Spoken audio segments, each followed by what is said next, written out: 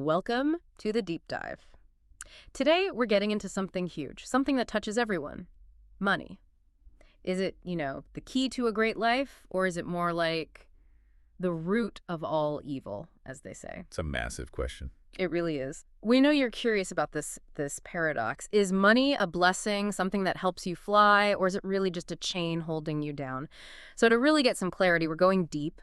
We're looking into the specific history, the philosophy, the core beliefs of one group known for, significant financial success. The Jewish people, our mission today, to unpack how that happened historically and maybe more importantly, what their underlying philosophy can tell us about what money really is, morally speaking. Yeah, and that paradox you started with is absolutely central to the sources we looked at. Everyone kind of gets the dilemma, right? We often, paint money as this villain, this corrupting force. We talk about greed.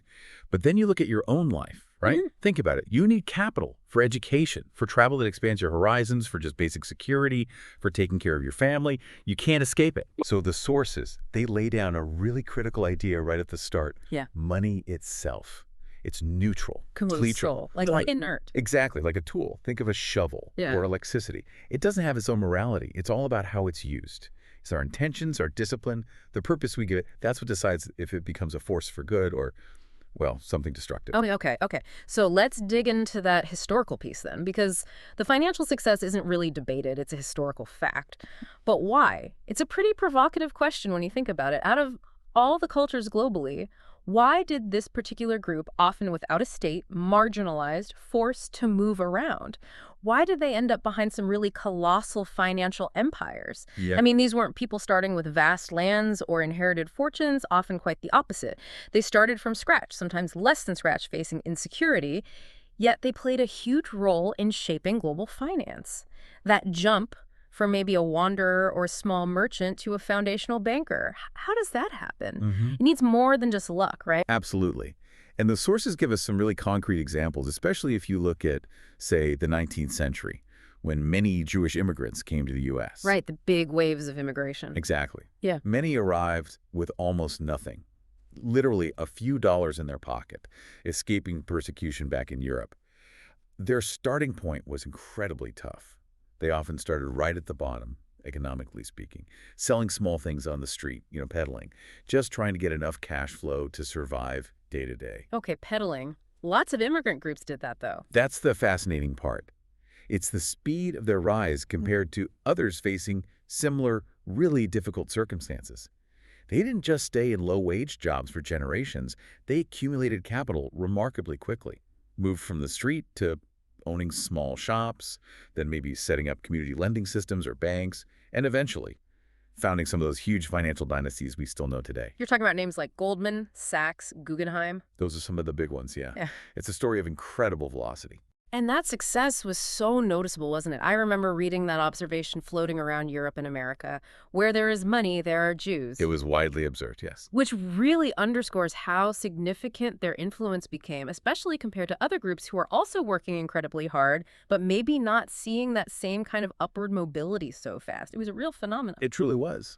But hang on, if peddling was the start, this mobile, maybe small-scale trade, what was the actual mechanism? How did they leap from that to founding a major bank? Like you said, others were peddling too. What made this group different in translating that initial hustle into lasting financial power? Okay. That's the core of it, isn't it? Yeah. The secret wasn't just what they were doing in the peddling itself. It was the philosophy behind it. For them, peddling wasn't seen as just some low-status, dead-end job. It was a means to an end, a temporary vehicle for building cash, learning the market, assessing risk. So a stepping stone, not a destination. Precisely. And crucially, they emphasized mobile capital money that could be moved, invested quickly. They prioritized intellect, education, adaptability over fixed assets like land. Why land? Most cultures valued land. Because land could be confiscated. Remember their history: instability, persecution. Land ties you down, makes you vulnerable. Intellectual capital, business acumen, networks, those are portable. You carry them in your head. Okay, that makes sense. It's a different way of thinking about security. Completely. And this thinking wasn't accidental. It was rooted deep in their foundational beliefs. The sources really hammer this point. The engine driving this success wasn't just market timing or luck. It was a core principle. Those with ambition and wisdom will always succeed. Ambition and wisdom, both. Both. That's the engine, more important than anything else. So it's less about just economic strategy and more about a cultural mindset, almost a mandate to aim high, to take chances. Exactly right. Individuals were actively encouraged, culturally, religiously, to cultivate their unique talents, their genius, and crucially, to embrace risk. Calculated risk, I assume? Yes, calculated risk tied to purpose, not just wild gambling, but definitely daring. And underlying it all was this incredibly powerful belief that one single person, even starting from nothing, has the potential, through their intellect and their effort, to actually change the world around them radically. Okay, that's a powerful idea. Yeah. But dreaming big, taking risks, doesn't that sometimes shade into, well, the greed and materialism that people often criticize when they talk about finance? How did this philosophy draw the line between productive ambition and just destructive greed? That is a super important distinction, and the philosophy addresses it directly. The sources are really clear on this. Money is absolutely not supposed to be worshipped. Not an idol. Precisely. The moment you worship it, it becomes an idol. And that leads straight to hoarding, to greed, things universally seen as negative, as faults within their own ethical framework, too. Okay, so if it's not for worshiping, what is its function then, according to this view? Its role gets redefined. It's strictly seen as a tool, a mechanism, a vehicle, nothing more, nothing less. And its value, its utility, is measured by how it helps you do basically three things. 1, realize your deepest aspirations, your dreams. 2, affirm your personal freedom, freedom from external control or coercion. And 3, demonstrate or express your intellect, your wisdom, out in the world. Wow, okay. That completely reframes it. Money isn't the prize itself, it's almost like a byproduct or a measure of how effectively you're using your talents. You can see it that way. If you start a successful business, for example, the capital you generate isn't just profit.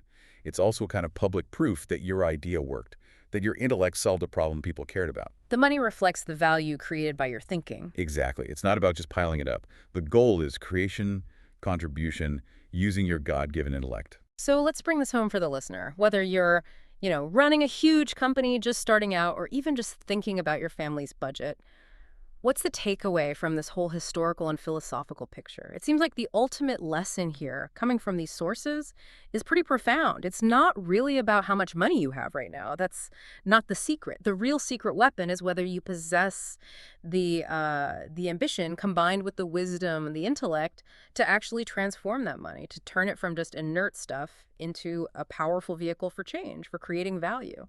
Yeah, that sums it up well. And if we go back to that dual nature we talked about, blessing or chain, it becomes really clear based on how you use it. Money absolutely becomes a curse, a heavy chain, if you let the fear of losing it or just the habit of hoarding it because you feel insecure dictate your actions.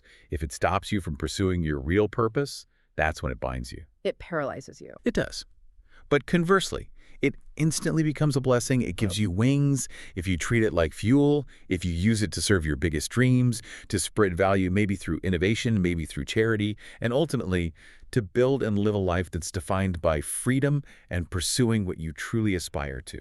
Which brings us to that really striking metaphor from the sources. It's worth picturing this. Money acts like a perfect mirror. It reflects the consciousness, the inner state of the person holding it. So if the person holding that capital has big dreams, genuine wisdom, and this unwavering drive to create real value for others, then the money becomes wings, powerful wings. It gives them the lift they need to soar towards those goals. And this is the crucial flip side. Yeah. If the person holding it only has, say, simple greed or very short-sighted desires, if all they want is to accumulate and they're driven by fear of loss, Then it becomes chains. then the money inevitably turns into heavy chains. It shackles them to materialism, to fear, to constant insecurity, no matter how much they actually have in the bank. The money doesn't make the person. The person determines what the money becomes. That's a total shift, isn't it? From worrying about money as some external force, good or bad, to seeing it as an internal reflection of yourself. The goal, then, isn't to hate money or to worship it. It's to learn how to use it effectively, to make it a tool that expresses your intellect and expands your freedom, instead of letting it become this heavy burden you carry around, driven by anxiety or maybe envy of others. That's the core message, I think. We should probably stop asking, is money good or evil? And start asking ourselves, what am I intending to do with this powerful tool? Because ultimately, the money doesn't define who you are, but how you choose to wield it. That fundamentally shapes your life and, your legacy too.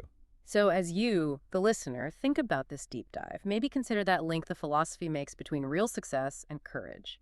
It seems to demand taking calculated risks, not just playing it safe and hoarding. Yeah, think about that as you go about your week. Where in your life right now, maybe with your ambitions or goals, might you need to show a bit more courage? Take a measured risk. And maybe ask yourself this final question just for reflection. Right now, am I treating the resources I have, my money, as a reflection of my potential and fuel for my freedom? Or am I unconsciously letting it act as a restraint holding me back?